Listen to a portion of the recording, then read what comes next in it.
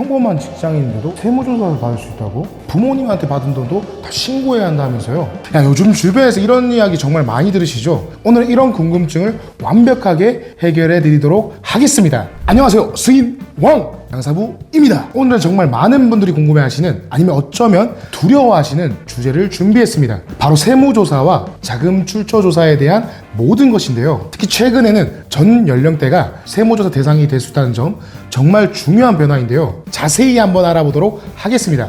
먼저 세무조사가 왜 이렇게 늘어나는지 살펴볼까요? 과거에는 주로 자영업자나 법인을 상대로 세무조사가 이루어졌습니다. 하지만 지금은 상황이 완전히 달라졌죠. 20대부터 70대까지, 직장인부터 주부까지, 그야말로 모든 국민이 세무조사의 대상이 될 수 있습니다. 이런 변화의 중심에는 국세청의 첨단 시스템이 있고요. PCT 분석 시스템이라고 하는데요. 이게 정말 대단합니다. 여러분의 모든 금융거래를 실시간으로 분석하고 있다고 보시면 됩니다. 통장 인출금 내역은 물론이고 카드 사용 내역, 부동산 거래, 주식 거래까지 이 모든 것을 24시간 지켜보고 있는 거죠. 자, 실제 사례를 하나 들어볼까요? 서울에 사는 김모 씨는 월급이 350만 원인 평범한 직장인이었습니다. 그런데 어느 날 갑자기 20억짜리 빌딩을 매입했죠. 당연히 PCT 시스템이 즉시 이상 징후를 감지했고 자금 출처 조사가 시작되었습니다. 알고 보니 부모님께 증여받은 돈으로 빌딩을 샀는데 증여세를 신고하지 않았던 거죠. 결국 증여세에 가산세까지 더해져서 큰 금액을 납부해야 했습니다.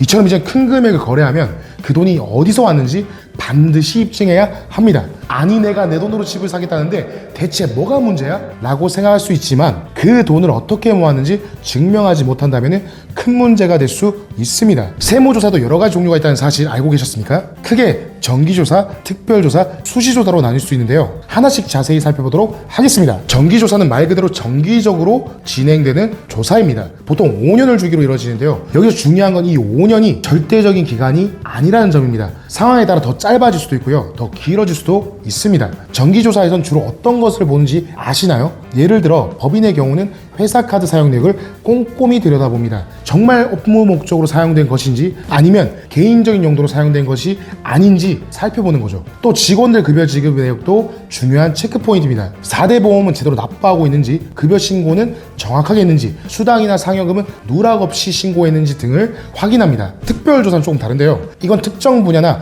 특정 유형의 탈세 혐의가 있을 때 집중적으로 이루어지는 조사입니다. 예를 들어서 특정 업종의 탈세 의심 사례가 많이 발견되면 해당 업종 전체를 대상으로 특별조사가 진행될 수 있습니다. 수시조사는 가장 예측하기 어려운 조사인데요. 말 그대로 수시로 진행이 됩니다. 내부 제보가 있거나 거래 내역에서 특이사항이 발견되면 언제든지 시작될 수 있습니다. 특히 요즘은 AI와 빅데이터 분석을 통해 이상 거래를 실시간으로 감지하고 있기 때문에 수시조사의 비중이 점점 늘어나고 있습니다. 이제 자금 출처 조사에 대해 자세히 알아보도록 하겠습니다. 자금 출처 조사는 말 그대로 돈의 출처를 확인하는 건데요. 단순히 이 돈을 저축해서 모은 거예요 라고 말하는 것만으로는 부족합니다. 예를 들어볼까요? 프리랜서 박모 씨는 15년 동안 열심히 저축해서 모은 돈으로 아파트를 샀습니다. 하지만 자금 출처 조사가 들어왔고 큰 곤란을 겪게 되는데요. 왜 그랬을까요? 바로 구체적인 증빙 자료가 부족했기 때문입니다. 무려 15년 동안 급여 명세서, 통장 거래 내역, 이자 소득 증명서 등 구체적 자료를 입증해야 하는데 그러지 못한 거죠. 결국 증여세 추징이라는 결과를 맞이하게 됐습니다. 이처럼 자금 출처 조사에서는 모든 것을 서류로 증명해야 합니다. 그럼 그 현금 어디서 났는지, 왜 현금으로 보관했는지까지 설명할 수 있어야 합니다. 특히 요즘은 가족 간의 금전 거래도 엄격하게 관리됩니다. 부모님이 주신 돈이라고요? 그렇다면 부모님은 그 돈을 어떻게 모으셨는지, 왜 증여하기로 결정하셨는지, 증여 시기는 어떻게 정하셨는지, 이 모든 것을 설명하고 증명할 수 있어야 합니다. 세무조사의 방식도 많이 변화했는데요. 과거에 한 사람만 조사하는 것이 일반적이었는데 이제는 관련된 모든 사람들을 함께 조사하는 통합조사 방식이 보편화되었습니다. 이게 무슨 의미일까요? 예를 들어서 자녀가 고가의 부동산을 취득했다면 자녀뿐만 아니라 부모님의 재산 형성까지 조사한다는 것입니다. 심지어 형제자매 간의 거래도 면밀히 들여다보죠. 왜 이렇게 바뀌었을까요? 가족 간의 증여를 통한 세금 회피를 방지하기 위해서입니다. 특히 40대나 50대 이상 연령층에서는 이런 조사가 많이 이루어졌는데요. 은퇴를 앞둔 부모 세대가 자녀들에게 증여하는 경우가 늘어났기 때문이죠. 또 하나 주목해야 될 점은 보다 더 빡센 조사를 한다는 점입니다. 과거에는 이 사람 큰 돈 썼네? 한번 조사해볼까? 하며 그냥 큰 금액이 움직이면 조사를 했는데요. 과거엔 단순히 금액의 크기만 보고 조사 여부를 결정했다면 이제는 거래 패턴, 시기, 연관성 등을 종합적으로 분석합니다. 예를 들어 부동산을 매입하고 얼마 지나지 않아서 매도했다면 이런 의문이 생길 수 있죠. 왜 이렇게 빨리 팔았을까? 시세 차익을 노린 투기는 아니었을까? 이런 식으로 거래의 목적까지 꼼꼼히 살펴보고 있다는 겁니다. 세무조사는 갑자기 찾아오는 손님과 같습니다. 그런데 이 손님을 잘 맞이하는 비결이 있습니다. 제일 중요한 건 평소에 관리를 잘하는 것입니다. 마치 집을 깨끗이 청소하듯이 서류도 잘 정리해 두셔야 합니다. 특히 영수증과 계약서는 우리의 든든한 방패막이가 됩니다.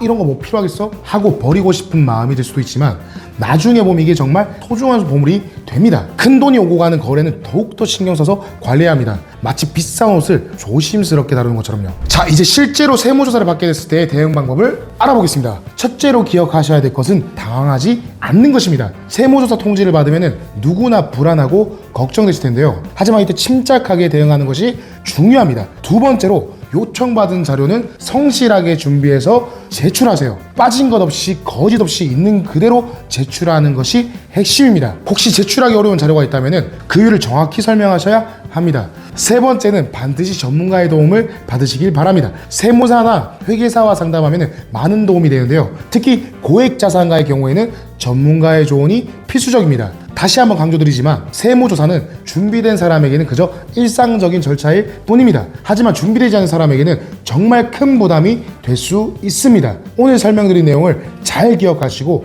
평소에 꼼꼼하게 관리하시면 나중에 문제없이 세무조사도 잘 마무리할 수 있을 겁니다. 다음 영상에서는 또 다른 유익한 정보로 찾아뵙도록 하겠습니다. 구독과 좋아요, 알림 설정까지 꼭 해주시고요. 이렇게 유익한 정보들 뿐 아니라 전문가의 도움이 필요한 날이 분명히 있을 겁니다. 지금 바로 링크를 확인해서 미리 준비하시면 더욱 도움되실 겁니다. 감사합니다.